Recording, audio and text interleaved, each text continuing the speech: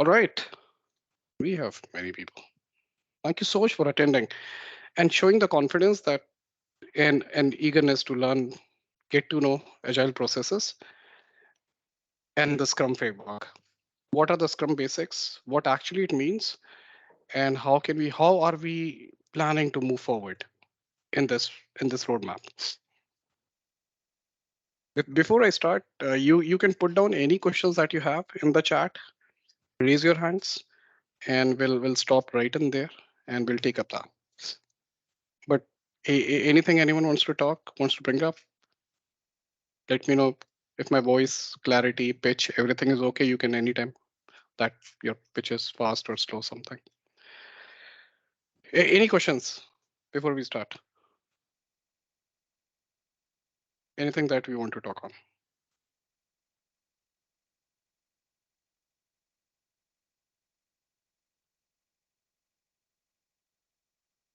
Yes, no? Okay. Thank you so much. You can hear me? Yes, Yes, Aman. Amulya, we can hear Okay, you. Yes. cool. Yes. Okay, Loud and that's cool. clear. Thank Yeah. you. That's Thanks.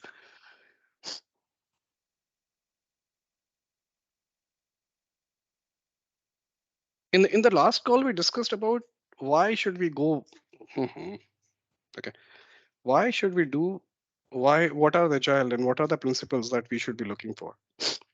And why is agile important? And why is that complete globe is all gung ho about it? And they just want to accept and adopt agile, and they expect their vendors, their partners, everyone. They expect everyone around them. They feel safe if we are all on the same practices, and that is the same practices what agile propagates. And I believe that we all want those 12 principles, those 4 values that we covered. I'm sure that we all want them in our company. We want that everyone should be following, every process should be based on those 12 principles and those 4 values. 4 values: courage, openness, transparency, delivering software, customer comes first. So, and principles, principles of having an open, candid communication, a transparent, elaborate, enterprise-wide scaled frameworks, tools and processes, presentations, Excel, they are not given that importance. Reportings, more importance is given to the software that is getting delivered, features that we are delivering to the market. What is the value that we are adding to the market? Value proposition that we are making to the product that we started with, that vision, that strategy that we started with. Yeah.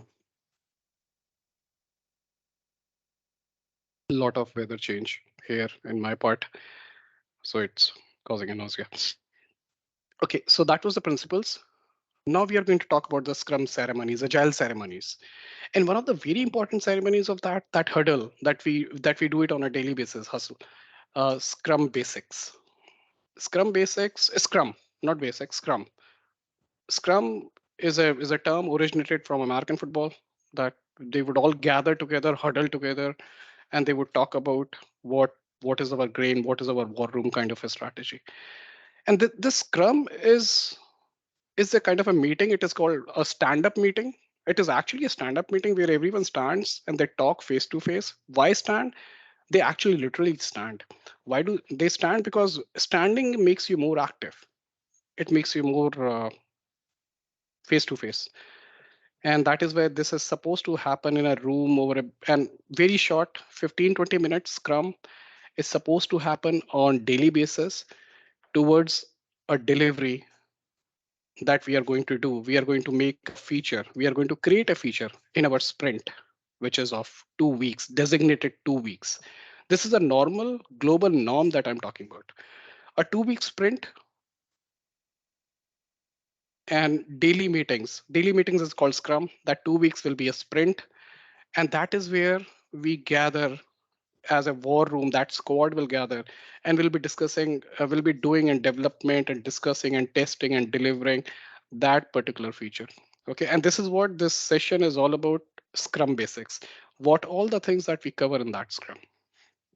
That happens. You guys must be doing it, already doing it. But now that we are talking about a framework which is going to be implemented and deployed, no, it is already there. but it will be followed very diligently, religiously. We are going to follow that. We'll make sure that we are all the tools of TP 2025. What are the best tools that we have? TP Protect, Time Tree, and TP Client, and so many other tools. They will all Every tool will be worked in the same fashion so that we all have the same cadence, right? Okay, enough of the prelude. Agenda, what is Scrum? Pillars and values, squad and rules. Pillars and values are very important. That is our mindset. That is how we are going to govern this sprint. A squad and the rules in one squad. Squad term came from a Spotify, that Spotify music. They actually originated that squad, Spotify squads. And roles. What are the roles, different roles which are expected to be there? Okay, and then Scrum framework. What are the artifacts? What are user stories, and what are the Scrum events? We are going to talk about that.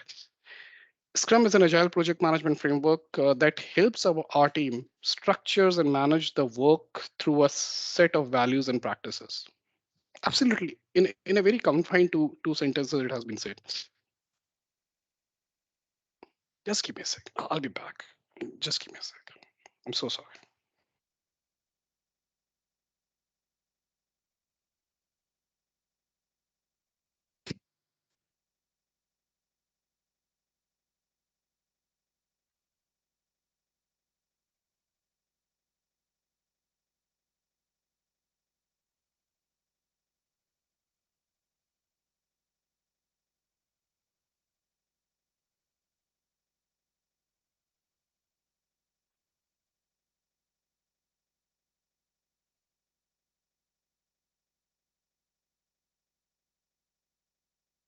Sorry, guys. Told you it was a change of weather, a lot of rain in the last 2 days, and suddenly that influence caught up with me. Okay, so agile project management, which is very much talked about in Scrum, it's a team structures and manage the. We work through that set of values and practices. It's a project manager. It adheres to the principles of iterative, value-based, incremental delivery by frequently gathering customer feedback and embracing change. I'll just break it down. Agile is all about breaking it down. The whole scope that is that is given to us in a way of epic. The product manager who's working with the client, who is working with the sales team, who is looking into the market, that and that product that person is developing. Our every tool has a product manager. That product manager is looking into the market and always evaluating what more features we can add to it. The only thing which is constant in this world is change. How ironically it is, it constant, which is change, right? So what is happening in the market? A product manager with an eagle's eye vision will be looking into it and will be evaluating what the new feature we can add. We'll create an epic. For example, GPT has just been launched. Interact Lite, which was being managed by Call Miner, and now we are going to work with the GPT. We are going to develop our TP Interact using with the connectivity with the GPT. This is one epic. What interaction analytics is what we are going to do. This is one huge analytics. The collection agents, when they are working on their console servicing the customers, that their console, when connected with the GPT, it will automatically on the way what the customer is talking to you and you are talking to the customer, it will make out what are the sentiments, where the customer is, what has been the background of the customer, what more can be pitched to the customer. So many things. So it will all come as an epic. That epic has to be broken down into very small packages. Those very small packages will be small features. As a user, I want to do this, which should happen. So for this to happen. So these are very small features will be given to the product owner, which will be noted down in that epic, which will be there in Jira. You must be seeing it or anywhere, but it is an epic, right? And then every feature is broken down into, we will meet with the developers, product owners will meet with the developers, and then they will discuss how can we break it. That epic will be broken down, stories will be broken down into different tasks, and those tasks will be accepted in the sprint planning. Okay, these are the tasks that we are going to work on, and that's iterative working, picking up those small packages that we can develop within that 2 weeks of sprint, and so that is iterative thing. Iterative, we are going to deliver it, develop a feature, and then we are going to deliver it, take the feedback from the customer. If they want any changes to happen, We will embrace those changes, and again, the loop will continue. This is the core concept of Scrum. This is the core concept of Agile project management. This is the crux of it. We have to understand it's a small iterative scale sprints which runs like waterfall, which runs in the stages. Everything is developed in one go. Here, small parts, factions are developed in one go, right? So it combines defined team roles with 5 normal events and which are contained in sprints. These events work because they implemented the empirical Scrum pillars of transparency, inspection, and adaptation. It's normal English, very good English, but empirical is what we should be aware of. It is not based on the data, historic. A lot of data is there. Empirical is more about the observing. We will know the complexity, and they work because seasoned pros are here in this call also. I can see and hear while walking. They will evaluate what is the complexity of these items. They will gauge whether what we can complete. That knowledge has to be there. Discipline has that knowledge has to be there. They will decide that these are the work that we can complete. That commitment will be coming from you guys. You can feel free to stop me if there's any question. Right, we'll move on to the next slide. Let me know if the pace and the voice, everything is okay, and we can, I'll change it. What are the Scrum pillars that we are talking about? That transparency, inspection, and adaptation. Work and metrics must be visible and presented. Important decisions are based on perceived state. That is what transparency enables inspection. Uh, Transparency is not transparency. So collaborative platforms are developed like Teams, Azure DevOps, Jira. These are all transparent frameworks that we have got. What do you mean by transparency? That what all the work that you're working on, it is visible by everyone from the lowest person in the ladder to the highest level. That transparency, that complete project framework, project tool, that tool that we are working on, it is visible to everyone. No one will be asking you what happened, when it is gonna done, what is the metrics, what is your velocity. Automatically, automation plays a very important role. The amount of work that you have picked up and you're going to work on, it is all recorded. Everything is there. Automated reports, dashboards, everything is there. So it's all transparent will be there. That these many story points you are going to deliver in this sprint. This will be the velocity. You are working with this velocity. With this velocity you're working, you'll be able to achieve these many features or not. So yeah, so transparency has to be there between everyone, between the scope, the product manager. Every person is very transparent with the scope and the working and the feedback. Everything is there. So transparency is very important. So is inspection. Inspection enables adoption. Inspection without adoption is considered pointless. Scrum events are designed to induce change. Inspection here, we mean that we Scrum Master, the team, they're all working, reviewing these matrices and the way the work is happening, the code quality. Inspection is very important. So it carries on going. Constant feedback is getting. Adaptation is all about accepting what is happening and making the changes, adapting to the change, adapting to the new requirements. So these are the 3 pillars. Inspection is monitoring by the team. Transparency is all about. So you can confine these 3 traits and self-aligned, self-directed, self-motivated, self-committed. It's all self. We are all made up. So we'll be transparent. We will do the inspection ourselves of our work, and we will adapt to the change.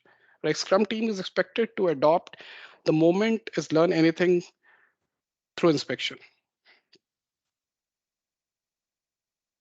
No more monitoring, no more policing, no more micromanagement.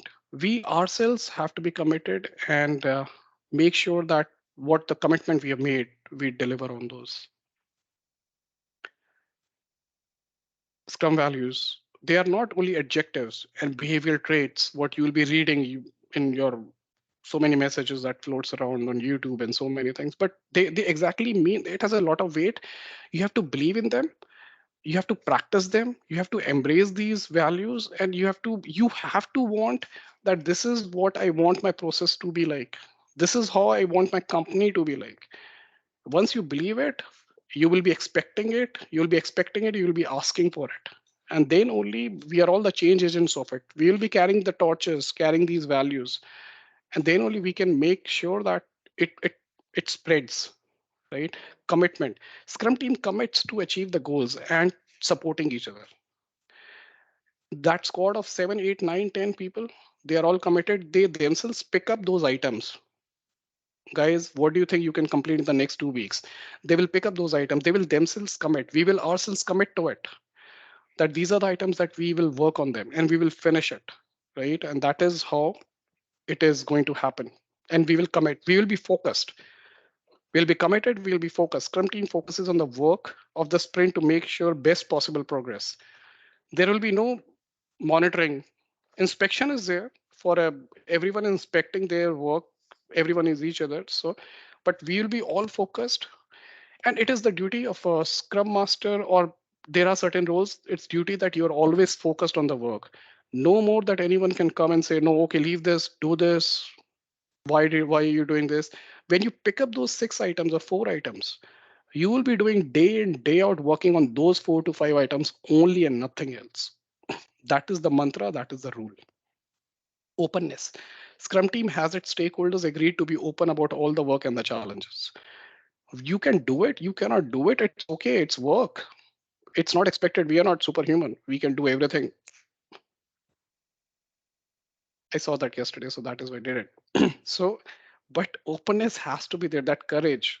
The courage is the last one, but openness and courage, candid, transparent thing, that has to be there. If it can be done, it will be done. If I can, I will. If I can't, I shan't. That openness has to be there, and the challenges are there. So this is where you have to be very open and very transparent, and everyone respects each other. Respect is a second part. It should be the first one. Respect, it doesn't have a prioritization, but respect is very important. I respect your KPIs, you respect my KPIs. We are all working for the same vision and the same goal and for the same company. I'm not working for you, you are not working for me. We are all working together, right? So that respect has to be there. Respecting each other's KPIs, each other work, that has to be there. And courage to speak up. We have to build. Yes, we have to build in ourselves if we want to be the change. What you see in the world, you have to have that change within yourself. Have that courage to speak up. Openness, respecting each other, and say these are the problems, that is why I can do and that is why I cannot do. These are the issues that I'm having. So whether it is possible, it is not possible, we need to have that courage to speak up. I don't think there should be any questions about what does it mean, but anyone wants to discuss anything on this? Any part they want to discuss? What is important? What do you think about them?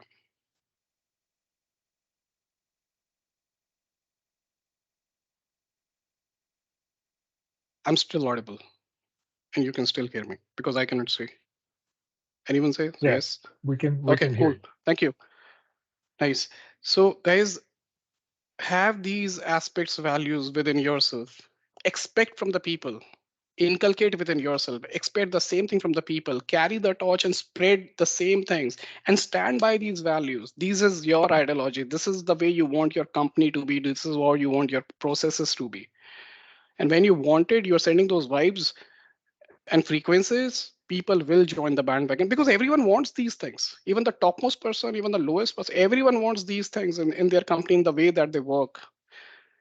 Everyone wants it in their managers and their lower people. Everyone wants within themselves, in their company, right? So, and this is what we have to follow. And this is what Agile stands for. And this is what we are going to stand for. Thank you. This is the important part. Look at it. This is our framework. Will be our framework. That that I don't know the color. This pinkish circle is the core squad that I'm talking about. This is the squad that is going to be formed, where we will have all of these departments, which I showed in the last call as well. We will have one product management team, eh, right? We have external people. Okay, so in one squad, there will be one product owner, which is the PO. You can see here that green top, which is saying PO. TL stands for a technical lead, like the development lead, and developers. So technical lead and developers will be there, right? Technical lead will be understanding the scope from the product owner and will be delivering with to the developers that this is what, guys, this is the understanding I've had, and this is what we have to develop in the next sprints, right? Then comes the QA. QA means quality analyst. the testing guys. These they will also form our a part of our squad when we are working. The codes are getting developed. We are developing that feature. So testing is also be a part of it. It should be automated. It should happen there and then only, right? Then we will have deployment and support. They are not a part of the Scrum part. That is why they are not aligned. And then we have a SM. SM stands for Scrum Master, and Scrum Master will be that that fulcrum, that binding force that will bind all of these other people together and will be making sure that the show must go on.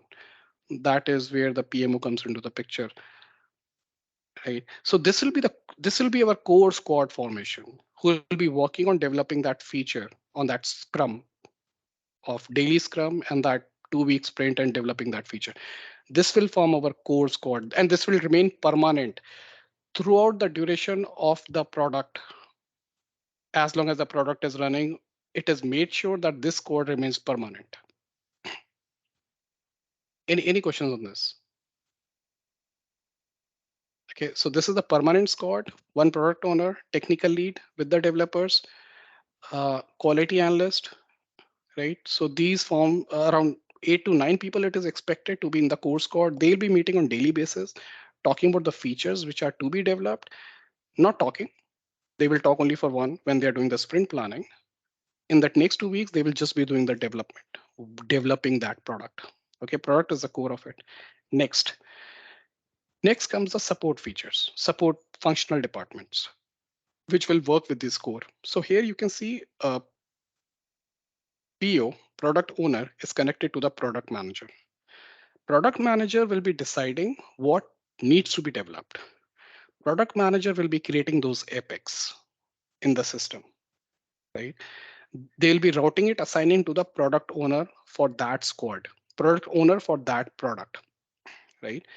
The product owner will understand what needs to be developed, will be working with the scrum master and the technical lead to make sure that the scope is articulated well enough. Technical lead will say the scope is not clear, needs more information. So as long as the TL is not confident that the epic has enough material there, product owner will carry on working with the product managers and they will carry on grooming that epic. That is called epic grooming. You must have heard it, right? So once it is groomed, those stories will be written in the backlog, epics will be there in the backlog, and then all the stories, once they are groomed, it has enough information. There will be a point when the technical lead will say, okay, now I have enough information, I can work with my team to get them developed. There, then from the backlog, it will be picked in the sprint planning, and that sprint planning, and then the sprint will start. These are the items that have been picked for the next sprint of 2 weeks. Yeah, these are the items that we can work on. So this will be the cadence. But who are these people? Product manager is from the marketing team, product manager, and UI UX. These guys are from the product management team. They'll be working with the product owner, no one else, only product owner. These people are not going to work directly with the developers. If they are, you have every right to say no, roll back to the product owner, route it to the product owner or the scrum master. Actually, product owner. Product owner is the gatekeeper. They'll be making sure that what work enters, what work doesn't enter. Right now comes the product development and architecture, which is the technical leads and developers. Right, they will have a DevOps pipeline guys. They will have development managers and architects will be there behind the technical leads and developers. So this will form the product development side. Top left is product management side, right? PMO comes here with the Scrum Master thing, and product owner is also a part of a means either marketing team. It depends. If we have so many people, then it can be different. And product compliance will be QA manager who looking in the infosec and so many things. This is the second layer. Support different squads, different support models. Now comes the external parties. We all know GCC. We call it GCC, but it is actually the infrastructure team, operations team, and security team. Right. So we know them by the name of GCC, TPAC, GSOC, CAST, by so many names. They are the people, they come into the picture. They are other than TP Digital. Till now, we are all TP Digital. Now comes these external factors that we are dependent on, right? And they are going to assist us to of having, once the products are getting developed, these DevOps, DevSecOps, these people should be having a, now we'll be working with them to have it onboarded to cloud as per the requirement of the product. This is where they will be coming into the picture. This will be our complete squad. That is why it is said squad on demand. If you see top on top right, the last one. This will be our structure of working. Agile formation, agile transformation, that is happening, that will happen. That's a continuous process. But our main aim is to move toward this way of working. Please review it and absorb and absolve it, right? No, absolve is the right, no, absorb it. This is how our teams are going to look like. I'll be sharing the presentation will be shared, right? So you can have them review it within your teams.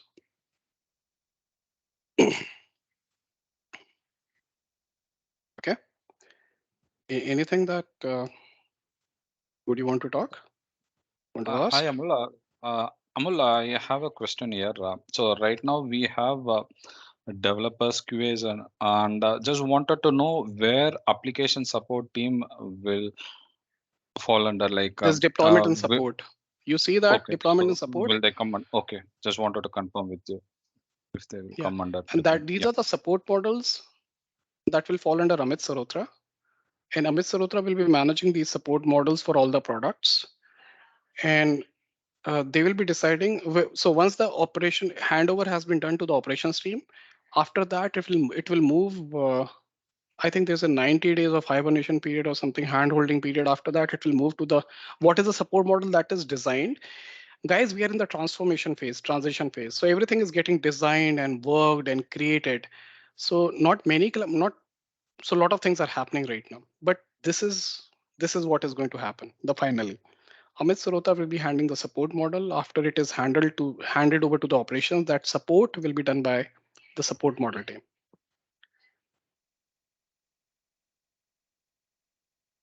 Right? Naveen? Yeah, got the answer. Thanks. Okay, cool. Thank you.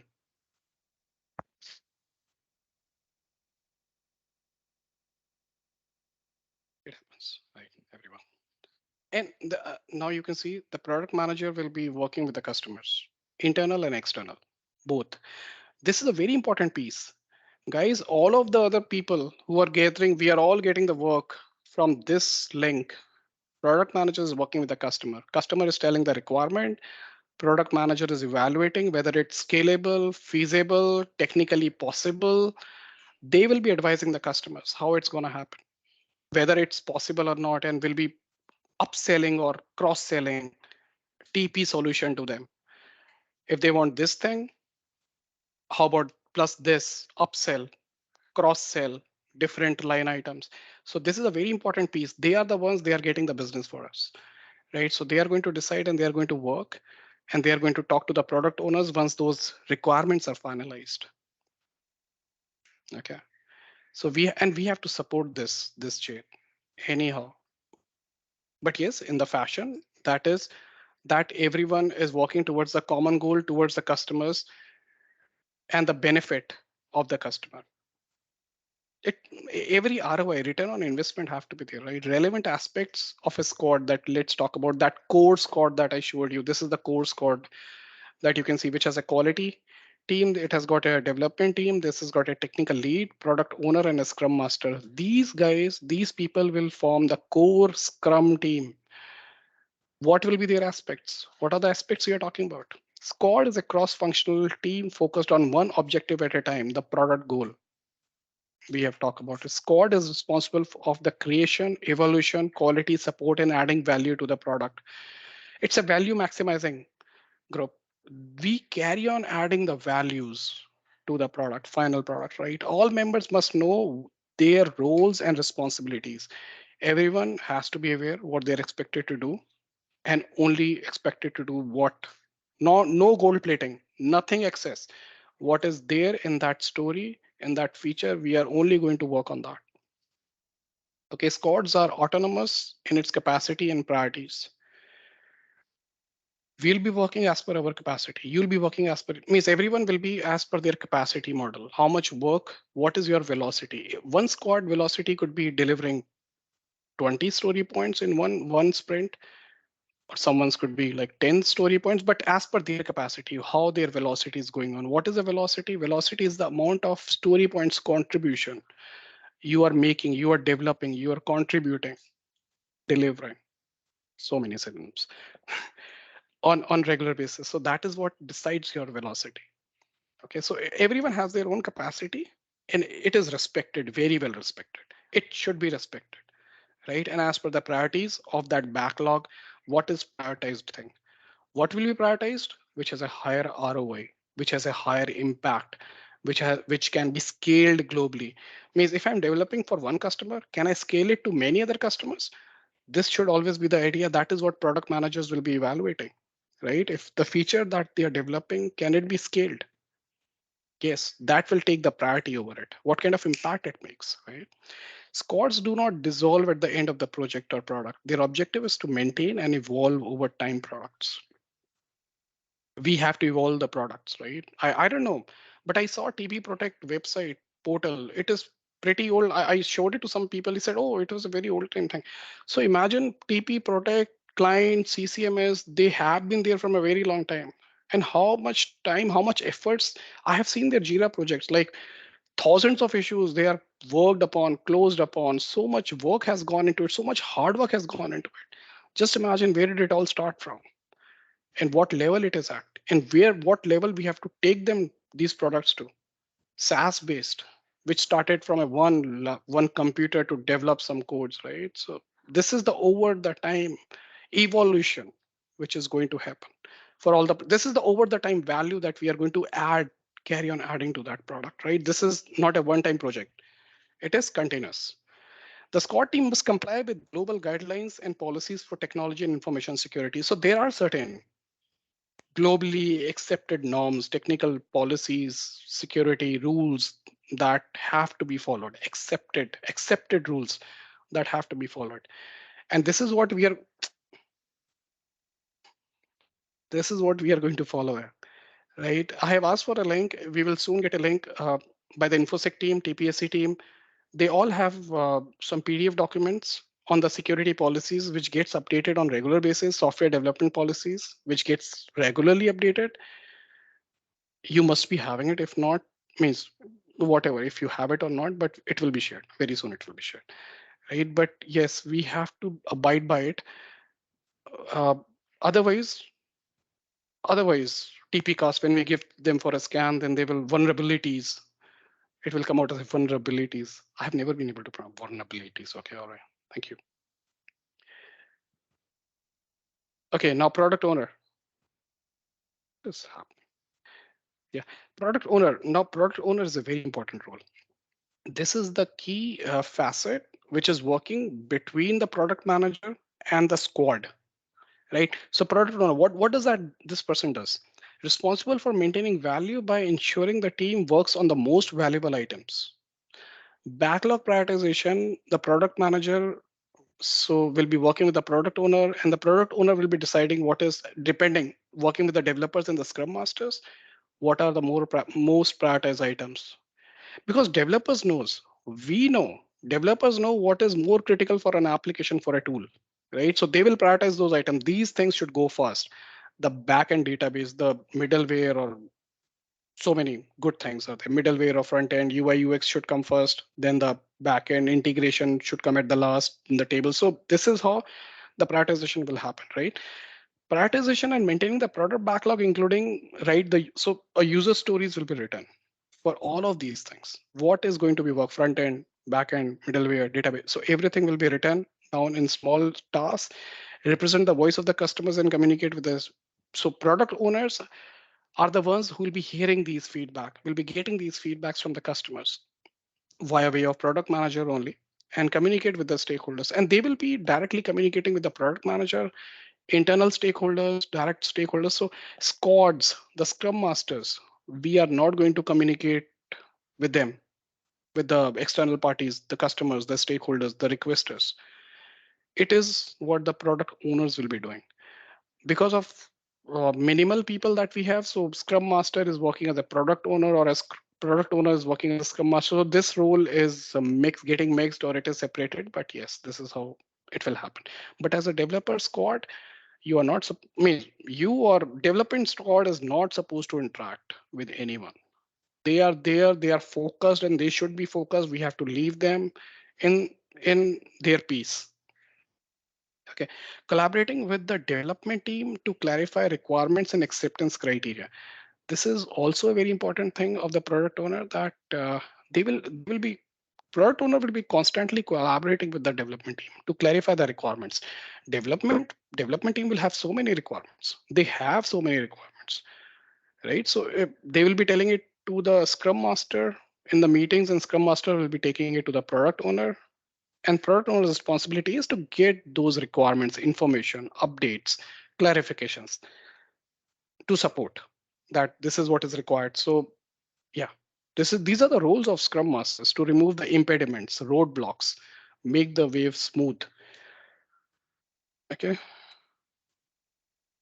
Anyone who's working as a product owner right now and is there in the call would want to share anything else, or a Scrum Master?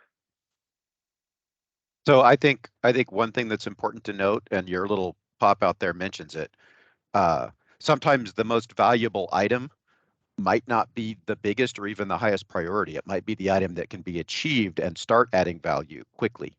Um, so, sometimes you pick the small, easy things because you can get them out there quickly and they can add value to the business. And maybe it's a smaller impact, but it's an impact that's right now. That's one of the most difficult balances I've had over the years is, here's something that could have a huge impact, but it'll take us, 6 sprints to deliver the whole thing, versus here's 4 items that'll all add a small or a medium impact, but we can deliver one per sprint. I'm generally inclined to pick the smaller items because they can start adding impact sooner. But you got to coordinate with your product manager and with the Yes, customer to understand whether or not that's acceptable. absolutely. This is the devil's advocate. This is the catch 22 situation, right? This is what product owners and but this is something we have to evaluate. And you are absolutely right. It requires some calculated decisions, and risk have to be taken. But move on. It's moving on. We have to take a decision and then prove it right. Yeah. Thank you so much, Scott. Now we talk about the developers and the technical leaders that we have responsible to creating the values, developing high quality software that meets the requirements and acceptance criteria.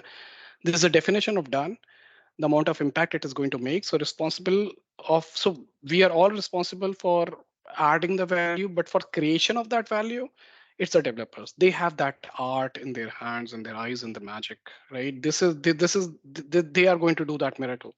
They're going to add that magic to that product, right? So they are very, it is very important that determine how to complete the work prioritized by the product owner. They will be discussing within their teams, right? And complete and estimate all sprint items and deliver usable increments to the product, right? Communicate transparency about progress and blockers in each team meeting. Our team working well, yeah, it is working well, very good. Blockers, we have to make sure that we have to raise a red flag before time, so that we can mitigate those actions, any risk which is coming up. So developers who are actually working, the people who are actually in the front, they know the best that what the roadblock or the speed breaker that is going to come. So we can already be ready. We can do some mitigation plan. So technical leaders hold that fort. They will understand the requirements, understand that much at that detail that can be written, and they can start working on that. And gathering that material on those work items is the responsibility of the product owner and the scrum master. They will get that information. But technical teams have to be very open, not that in between the split, okay, we did not have this. They have to be very educated about it. Anyone, any other developer or technical people, if they're here, they would want to talk on this. Anyone of the point, anything extra?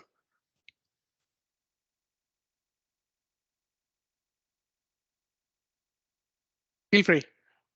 We can anytime pitch in and we can talk. So quality assurance, uh, I don't have to say much about it, but quality, of course, it plays. You doing right thing at the first time is what that we should all aim for. Reworking, I'm sure you guys must have faced it, right? Working on those issues and getting those problems fixed is a very big pain, right? And correcting the, we would rather develop something new instead of going back and correcting those things. So that is, but this quality team plays a very important role. More less amount of errors will reduce our irritation, frustration, and working back and forth, and will be able to do delivery on time. That is why so many QA automations are happening, quality audits, automated quality checks which are happening, test magic. So many tools are coming up in the market, right? Responsible for the quality of the product. This team, quality assurance team, right? Identifying the and documenting the defects of the product. How can we automate, like auto recognize, auto resolve checks, quality checks? We have TP Cast here who does that. They do the scanning of the codes, DAST, dynamic scanning, and yeah, DAST and SAST kind of a scanning, dynamic, and many scannings are done. So they find out the vulnerabilities, the issues it can impact.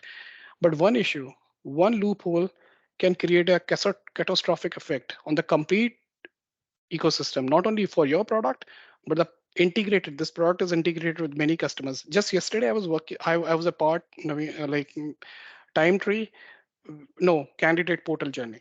We had to take a decision. There was a risk which was coming, and a call has to be made. But we settled down it because it has a risk. Workaround is there, but it has a risk. It can impact.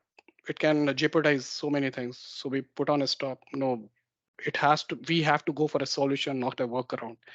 This should always be the approach. Data theft, it's an eye candy. Teleperformance is an eye candy for so many hackers because we have so much data. Data is very important. It's gold mine. So we have to be very aware of these things and be prepare things, and the scanning and the quality assurance have to be there. Developing and executing automated and manual testing is what we are moving towards. We are moving towards more of automation and the testing, reviewing user stories and acceptance criteria to ensure they meet the quality standards and user needs. So the moment the development starts happening, they also have to know the scope. Who am I telling? You guys already know it, have been there and done that. I'm just sharing. I'm just trying to be smart here. So they will be writing the test cases and they will be following those checks as per the test cases and load balancing. So many things they'll be doing, and they'll be figuring out, giving it a scorecard. Yes, it's all right. Then then it will move to the, then we are all happy, right? So they play a very important role, very important role.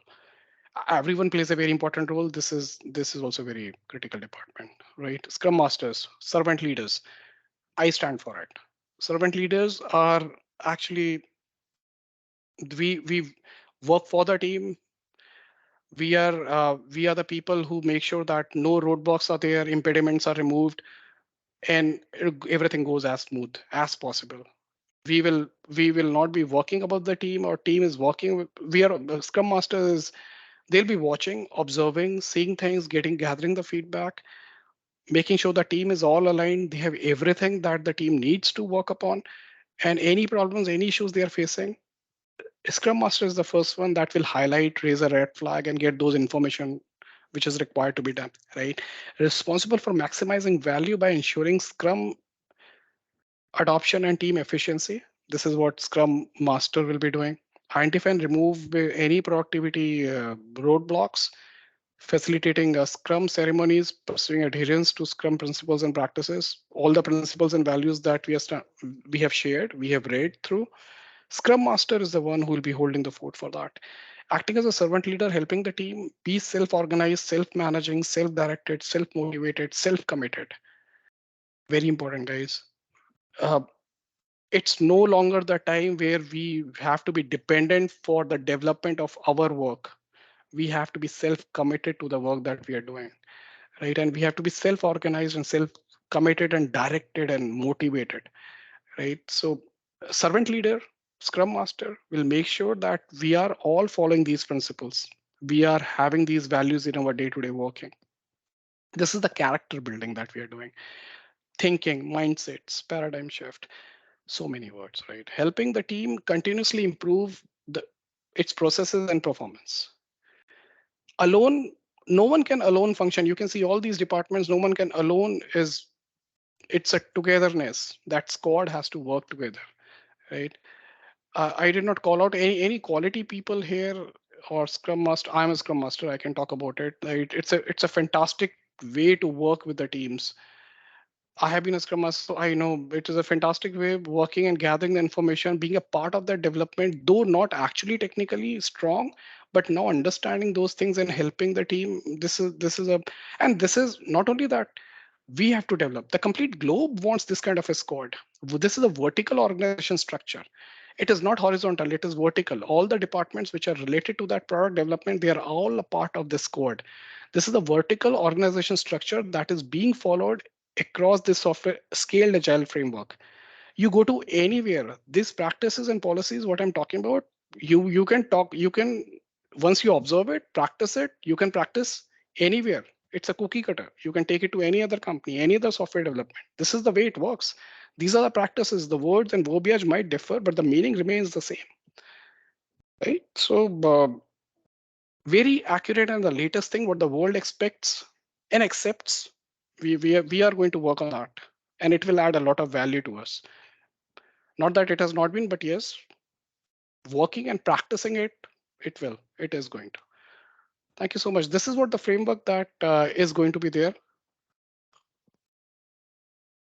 Squads uses Scrum to develop the product features in order to, till now, any questions, anything, you can feel free to pitch in, or I cannot see the questions, but you can stop in mid 45 minutes ago. Yeah.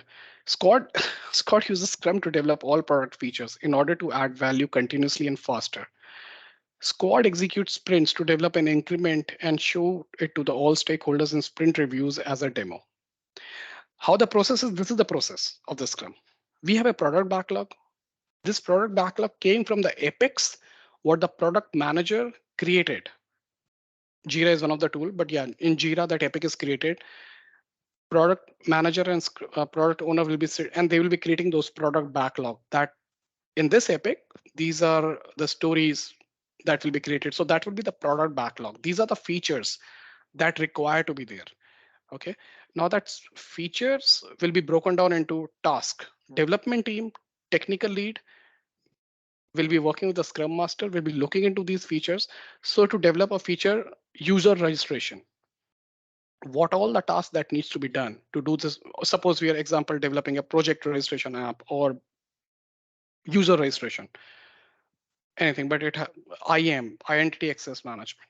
Now that has to be done. What all the tasks that needs to be done to get that feature, all the tasks will be there that will form a backlog, product backlog, sprint backlog.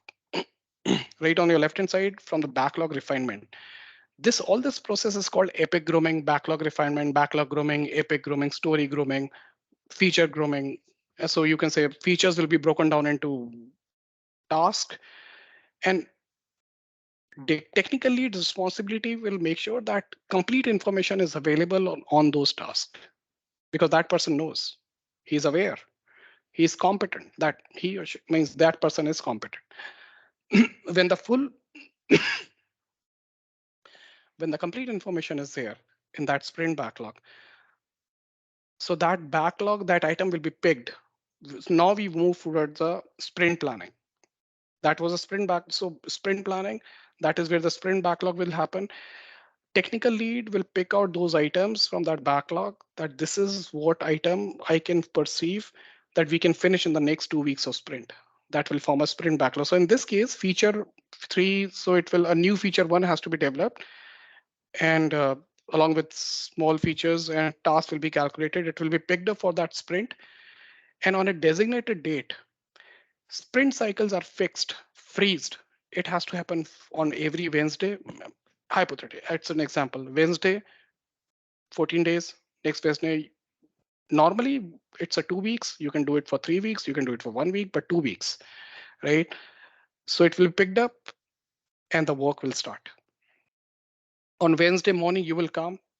You will have means you will already know what needs to be worked, but yes, you will open up your boards. Every product, every sprint will have their sprint boards. They will open up. The task will be assigned to you. You will see the tasks in Jira that these are the tasks assigned to you for that sprint, and then you will start to work. In the middle part, what you see sprint four, that you can see sprint execution 2 weeks. Daily meetings will happen for 15 to 20, 30 minutes on daily basis every day, and the sprint execution will happen. It will carry on happening for 2 weeks, right? The products, those features, those tasks will be completed. Sprint reviews will be done. At the end of every sprint, we are going to give a demo to the stakeholders, to the product manager. We'll call them. There will be a demo meeting. We will show them this is what we achieved in the last 2 weeks. This is the feature that we developed. Okay, fair and well. Very good. We will take the feedback. If there's any feedback to make any changes to the moving forward, to the overall structure, what all the feedback that we will, and we will try to make sure that we absorb that feedback and start change our way thought, and anything new added, so we will do that. Sprint retrospective, this is a very interesting thing. This is a very useful thing also for the Scrum. Every 2 weeks we are going to set. It happens, no, but it still happens, right? Sprint retrospective is what went well, what needs to be improved, what needs to be shunned away, thrown away. So there are many practices that you come across on daily basis. Oh, ah, it should not be there. Yeah, these things we can materialize, we can maximize them. So these are the 3 4 questions that we talk about, and we it's a continuous improvement process. Sprint retrospective is a part that will make sure that continuous improvements are happening to the way that we are working to bring more efficiencies into the system, right? But what is actually happening? Product increment. We are actually adding, maximizing the value of that product at the end of every sprint. That is the idea. At the end of every sprint, product has a higher value, right? And again, on your right hand side, backlog refinement happens with the feedback that has been received. And then again, the same loop, iterative, 2 weeks iteration. It will happen. The first 4 steps will again be repeated. So this is the normal Scrum artifacts is what Scrum artifacts is what do we gather from a sprint? So sprint backlog, sprint planning, retrospective, they are all sprint artifacts. This is the process that will be followed for every Scrum framework. Absorb it, see it, anything that you want to talk on. Anything, I know many people, we are all doing it differently, different things. But we have to bring that standardization. We have to bring that uniformity in the way that we are working. This is the uniformity we we want to go for, we should go for. Bring standardization, bring a way, consensus, unanimous way of working, so that we all know what other teams, everyone at this moment will be working, means it will be all shown in one system. So that transparency will be there, story points will be there. How many story points have you delivered? 20, 30, 40. So that will tell you the value that your team is, your squad is generating, creating and adding to the products. Amulai, Yes, sir. yeah, Mitch has a question that can the squad choose to use a shorter sprint if that fits better? Let me answer that, Mitch. Sure. I think yes. It's like depends on the complexity of the product and the product backlog depends on also the client, customer, and the team. If that fits better, could be. Actually, it's recommended to have between 1 week or maximum 4 weeks sprint to adjust and have that flexibility, right, Mitch? But depends. What can happen that you start with 1 week sprint and then after 2 or 3 weeks or 3 sprints you realize that, hey, come on, let's talk in retrospective and said, hey, what do you think, how do you feel, team, about have only 1 week? Because at the end you have to do planning for 1 week, you have to do the dailies and retrospective and review. So after 2-3 sprints, you can say, hey, maybe it's better to have two weeks sprint. So it's not fixed 2 weeks. Usually what we did is to align with the team what it's better, Mitch. Just to Yeah, answer your question. the reason I asked is I'm a fan Yeah. of shorter sprints. Like I was involved in a project 5 years ago where we did daily sprints. And the nice thing about the meetings, like the retrospective and the planning meeting, they shrink or grow depending on the size of the sprint. If you have 1 day sprints, your stand up basically becomes a retrospective stand up planning all at once.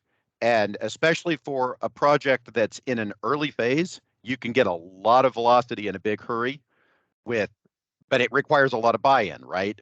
Your product manager, your product owner have to be locked in tightly with that cadence in order to get the value out of it. So I know that sometimes you end up with a series of tasks that you're like, look, we could throw more stuff in the cart, but it would just fit better to do a week. And so I wanted to know. I don't think I would ever advise longer than 2 weeks. Like those tasks need to Yeah. be broken down, in my opinion. Uh, Well, so it's not just the task. You have to run regressions in a yeah, cycle. You have to get feedback that this new thing you did or this change you made broke something else. So yeah, there's an enormous burden on the QA part of this, right? I mean, the developers are focused on the new stuff. So between the developers and the owner and the code reviews, right? That should pretty much have lots of eyes on the new feature. But the question is okay, what did I do to the rest of the system, especially in a complex system? yeah. So that's the Exactly. challenge. Emily, I'm sorry, I'm going to have to drop. I'll watch the rest of the recording, but I have to go to a PCI audit meeting. So No problem, um, Mitch. thank you. Thank This you. is excellent. Thank you so much. Thank you. I will add, Christopher, something that it depends on also on the maturity of the team. I think in terms of Yes. communication, in terms of relationship, that because if we have better communication, we will have more agile in terms of okay, we can do it everything at the same time. If not, if we have bad relationships, it's a mess. So that is an important point that I would say. So Amulek, please continue. Maturity will play a very important role. The more mature we get with our processes, the more accustomed that we get, faster that we deliver, more control we have. You want to have a 1 week. I don't know how much is that possible because your squad is all connected to the different reporting structures so. But yes, Agile should be able to flexible. We are flexible with these things. So Scrum events. What are the Scrum events that have to be there? These are called ceremonies, and Scrum is one of those ceremonies. Agile ceremonies. Planning. Planning is held at the beginning of each sprint and is used to plan the work that will be done during the sprint. Right. The team reviews the backlog and select the items to work on during the sprint. So there will be a goal, sprint goal, review the product backlog, that backlog of all the stories that have been written from that epic, broken down task, estimate the efforts. Estimating the efforts right now, we plan to do it in the hours basis, but it should be story points. We are doing a pilot for Storyfy, which is being accepted by both hands that story points is a better way because it is no longer by the how much time it's going to take, but it's on the complexity of the scope. Anyone? Okay. So we are deliberating on this. Like data mining capacity. Data mining capacity is how many people, if there are 10 people have been allocated with the work, how much capacity do they have? So this is how we have to determine the capacities. Then only we can do the planning that how much work that should be allocated to that squad and review and commit. So that is what is review the backlog and commit. This is what we are going to work on. So that will be the Scrum events and planning. Planning, one of the Scrum events. Daily, what are we going to do daily? That's event is held every day. Scrum is done every day, right? Daily 15 to 30 minutes that we are going to meet each other in that squad will be meeting and we'll be discussing what did you do yesterday, what do you plan to do today, and what are the roadblocks, any other issues that you want to discuss on. So this is the daily recurring check that is happening within the squad, right? Identify the obstacles and coordinations and coordinating the things. Grooming, as we have talked, grooming is all about grooming the work that is in the pipeline, backlog pipeline. It has still not started. Grooming is done of the work which is there in the pipeline, backlog pipeline. It is written as a in the backlog, right? So more and more information is added to those stories, epics, task, unless technical leads are confirmed that yes, they have enough information, they can work on it. So they'll be doing the reviewing, will be prioritizing, estimating the efforts, and breaking down the items as minuscule as you can. You should do it to a two-story point, like a 2 hours work to an 80 hours work. That is, and even 120 hours of work. That is the duration of, so 120 hours is one complete epic, 80 hours is also one epic. That should be the duration of that epic, one complete huge application. And the lowest task work breakdown structure should be of 2 hours, 3 hours, right? Which should be like, right? So this is the variations that we have. If you talk about story points, then we use a Fibonacci series 1, 3, 5, 7, 9, 13, 11. So that is how we give complexity to the kind of work. So an epic of 120 hours will be given in story points of like 20, 30 story points. This is how it happens, right? This is how it will happen. And this is how the globe also performing. So what we are doing, what I'm talking about is being followed globally also. So I'm not speaking anything that we prepared. So review it, absorb it, and stand by it. This is what is good. This is the way forward, not for this company, for these tools and development, for each and every one of us who are a part of this agile project management, right? Reviews is the next item I want to talk on. Reviews are very important. Again, everything is important. Reviews, why they're important? Because every 2 weeks we need a feedback. What is the work we have done? Feedbacks are very important, right? So when we are going to give a review, we will develop for 2 weeks. We are going to give a demo to the stakeholders, and the product manager, product owner, they are going to tell us whether we came up to what they imagined, what they perceived. If not, any deviations, any anomaly, we can take that feedback just after 2 weeks and we can correct our way. There was a small story that I read. If an plane starts the ascent and they are just 1 degree away from the actual path to reach, by the end of 300 miles, by the end of 300 miles, that plane will be like 40 to 60 kilometers away from the target. Just that 1 degree, right? This is how these reviews will play a very important role. We don't want to develop a complete solution and then come to find out, no, it's not as per the expectations. We should get this thing on regular basis, right? Prepare a demonstration, review the work, acceptance of product, agree on the next steps, all in collaborations. All we are working together. Everyone, product manager, client, stakeholders, till the developer, everyone in the chain, we are all working together. Reviews are very important. Retrospective is the next part. What went well, what we should leave, what should is redundant, what we should work upon, what we should make more. We should be following these practices. So this is a continuous improvement process, retrospective, right? We have to retrospective our way of working also, our team way of, so Scrum Master will be doing their part of retrospective, product owners will be doing their retrospective, and squads will be doing their retrospective, right? You can read, it's all in English here. Review the sprints, review the team dynamics, action planning, and finish the sprint. Retrospective is held at the end of the sprint to identify opportunities for improvements, evaluate, expose action plans, and expose action plans. Okay.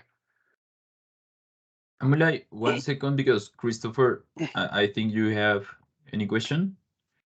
Yeah, I was just gonna assert that you should consider there are some pull requests that will be obvious that you could demonstrate.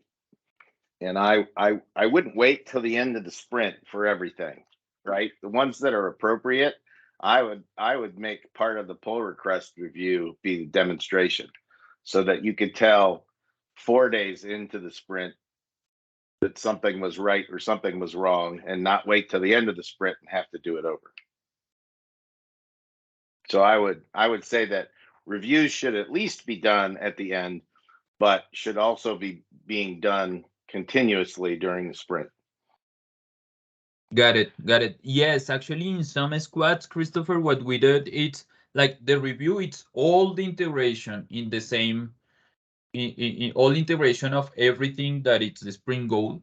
But yes, during the sprint, a good practice is to the specific task or user story that is finished in 2 or 3 days, maybe have a check with the product owner just to be sure that everything is okay and there is not change to do. So I agree with you that it's a good practice, but at the end on the review, it's everything integrated, working, right? Yeah. Oh yeah. It's to make sure it's deliverable. Right. But I guess part of the expectations that I wanted to set is that the product owner should be involved in the process enough that a mid-sprint pull request, they might be being called in to review it, do the detailed review. So Agreed with you totally.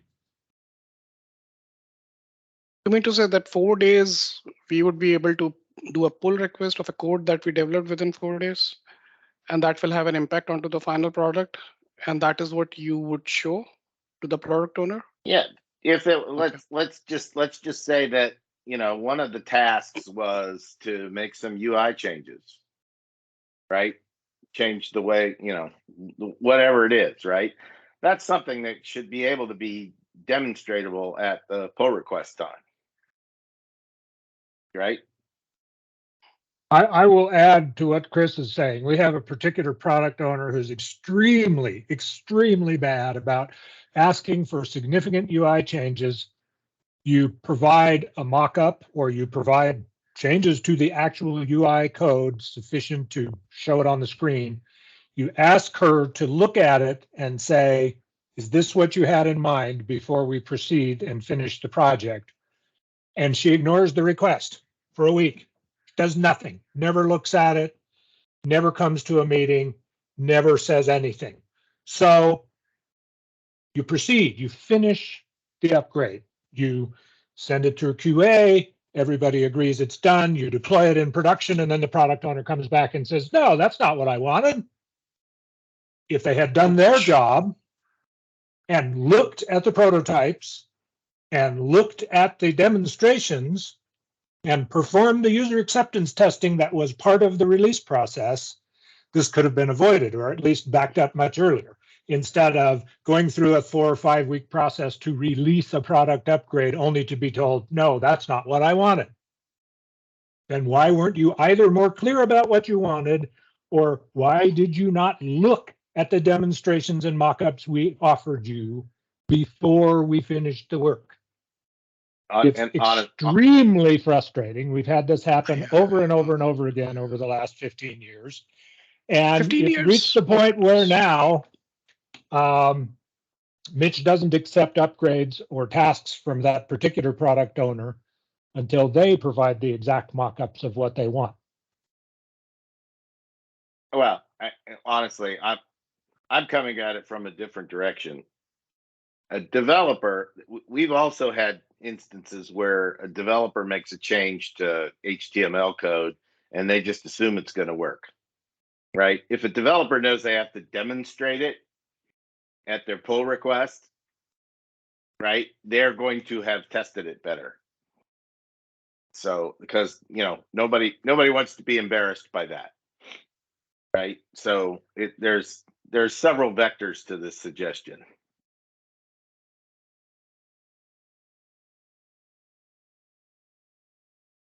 Both are very valid. Waiting for product owner's decision is very important. Also, they should be taking a proactive work, because after all, we are working for them for their connectivity with the product managers, right? So UI UX that has been developed, how much time does it take to review and give a feedback, right? And just imagine if you get a feedback after some time, how much time will be wasted if it is not accepted. So yeah, nothing. It is not. This is not done. But yes, all these feedbacks, even giving a pull request early in the time, so that developers can have the feedback, we can have the feedback on the UI UX. These are very valid real life scenarios. I hope that when we start in the production phase, we work in the agile transformation, that we all note it down and we address. We have a mitigation plan for whenever we come across these situations. We should be able to cover them up. We'll make sure of that. Right? We'll look into it. Thank you for bringing it up. All right, moving on to the different artifacts. But we have a one product backlog, which is one of the artifacts of Scrum. Product backlog is nothing but no, it's not nothing. It is a very big thing. Product backlog is what decides the roadmap for a product. It decides the strategy and the vision, what the product manager is having, what the complete company way. That product manager is actually the mini CEO of a company, mini CEO, everyone of a part of that company, right? That product is going to will decide the way for the company itself. If the product is a hit, it's good for everyone. If it is not hit, then you can see. So product backlog is what decides what all the features that we need to that needs to be added to that product. And as per the market scenarios, as per the customer demands, as per the use cases, this product backlog is developed and this product backlog is prioritized, which all the stories and the work that should be prioritized, right? So prioritized list of items it contains user stories, features, what needs to be done as a user. I want to do this to achieve this. This is the way those user stories are written, right? The product backlog is owned by the product owner and the product manager is the one where they write the epic. Product backlog is owned by the product owner. Product owner will be working with the Scrum Master on regular basis and the technical leads and see the prioritization. They will be picking it up, grooming it. So this is one of the very important artifacts, right, of this. Then comes the sprint backlog. Sprint backlog are those items that are picked to be worked in that working cycle of 2 weeks. Once we have all the information as per the cadence, as per the requirement of that product, it's in the initial phase. Like first, what do? We develop the UI, UX, the front end, how the customer feels. So we will pick up those items and we'll start working with the sprint backlog. It's all written a list of the items from the product backlog. The team commits to completing during the next sprint. Commitment is very important. Estimating is very important. And having the complete information is also very important. So once as a development team, we have to review that this item has a complete information. I commit to it that I'll complete it and estimating that, yes, I'll be able to complete it. Yes, I'll pick up these 3 items and these are the 3 items only that I'll complete. This is how accurate perfection has to be there. Product increment, any values, any feature, any enhancement, the development you have done, you are incrementing the product, right? This is the increment is the result of the work of the development team, and is a representation of the progress towards a releasable product, right? These products are getting released into the market. It's a goodwill, brand equity is there. So it's a product increment that is there. It is a sum of all the sprint backlog items completed plus the value of the previously delivered increments. So this product increments, we do a demo, it goes to the staging, then production, cloud, SaaS base, we release it to the market. Lot of things, marketing gimmicks, demos, everything is developed. Then we bang it and we release it to the market. Or you must be seeing it on regular basis. Operating systems are getting. So this is how the product increment happens. This is also a very, this is the outcome of the Scrum. Agile project management. This is the sprint event calendar, which happens. Sprint planning, 3 to 4 hours, it should happen. Day one, this is complete 10 days, like 2 weeks, 14 days, 4 weekends, 10 days. Day one, sprint planning will happen. It should happen for 3 to 4 hours. Teams will be reviewing the backlog items. They will be seeing what needs to be developed. Daily meetings is the daily scrum, which happens for the day 2, day 3, day 4, day 5, day 6, day 7, day 8, day 9, day 10. And then the sprint review, or sprint retrospective, backlog refinement, then everything happens at the end of it, right? So this is the normal sprint event calendar, which you will also be having. The sprint meetings, Scrum invites. This is what happens for all the tools. You must be a part of it. You might be attending it, been there, done that. Okay. All right, Felipe, over to you. Are we Mentimeter? Let's do Yes, that. let me share my screen. Thank you very much, Amulai. Great presentation. Thank you for the training.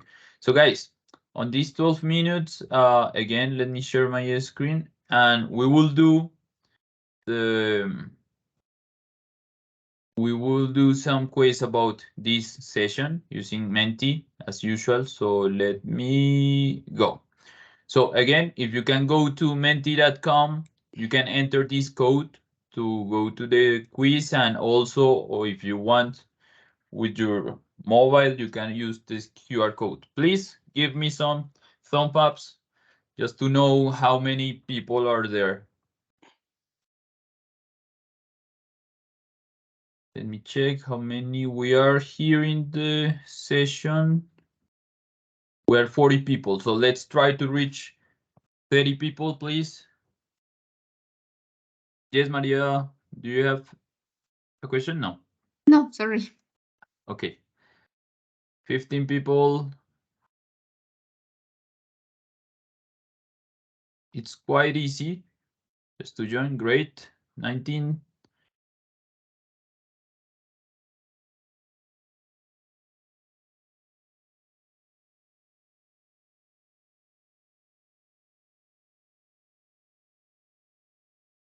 Okay, let's try to reach 20, 25 at least, and we will start. 25-1, 25-2.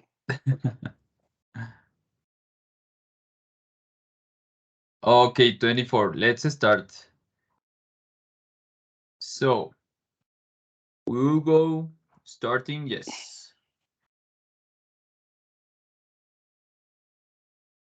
Let's go with.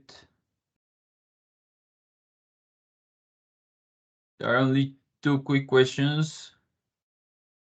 We have 26 players. Okay. First one.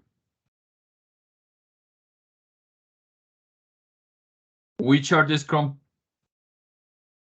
pillars that we have here?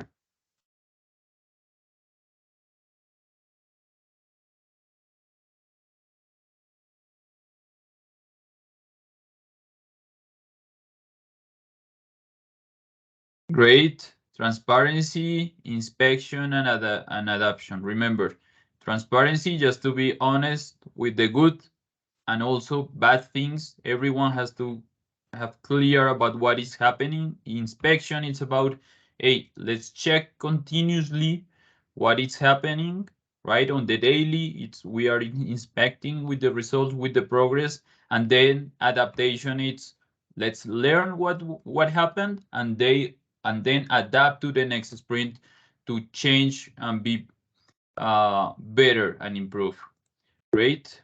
Most of the people answered the correct answer. Let's see who is leading. Naveen, great. The new Scrum Master, great. Let's see, go for the next question.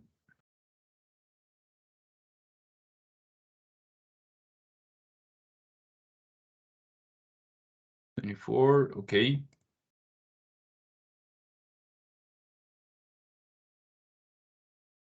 Who is the responsible for create, evolve, get quality, support, and add value to the product?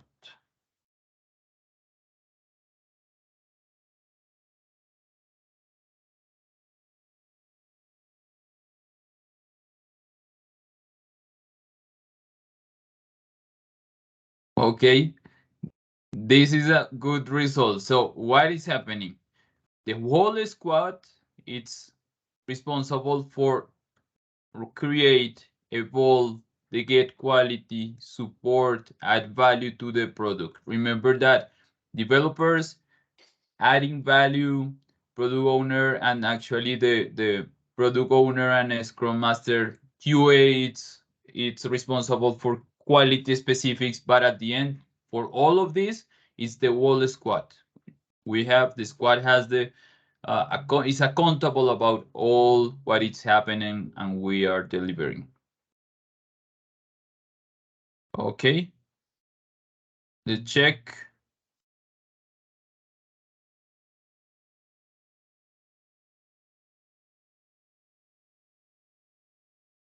Shan leading and winning. Next one, it's let's select some attributes of a product backlog. One second. Oh, sorry. Let me put again. Hope you have there the question. 1 second. I have to put.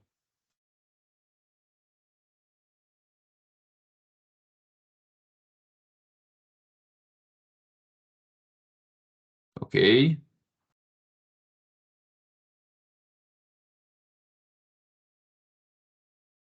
Let's check. So just to remember, must be prioritized. All the product backlog also contains all the user histories, includes the vision and requirements, and evolves through time, right? This is not limited and it's not flexible or have a fixed things.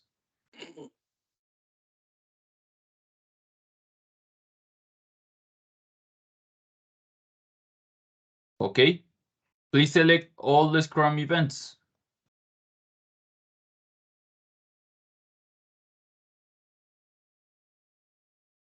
Scrum ceremonies, remember.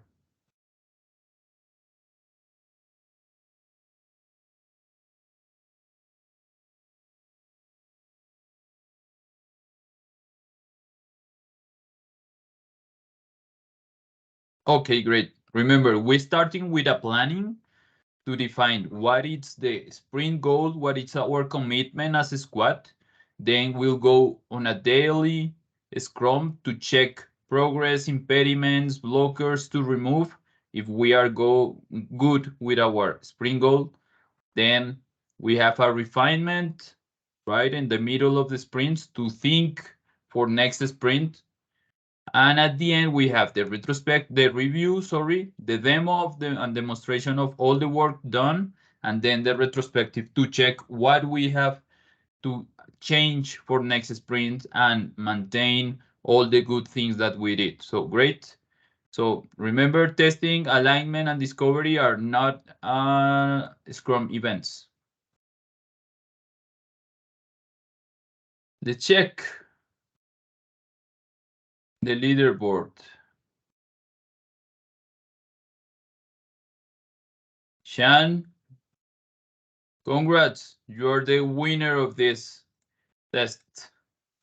Congratulations. Okay, guys. So thank you very much for all your participation. Thank you very much, Amulai, for your presentation. We will share with you this material, and also we will share with you our forms just to receive feedback about the session, about future topics that maybe you have questions. Please reach Amulai or me if you have specific questions about this.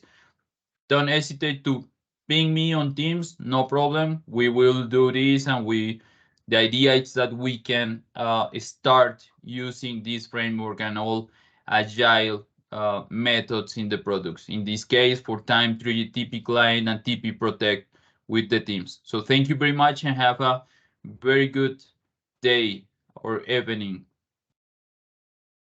Thank you so much.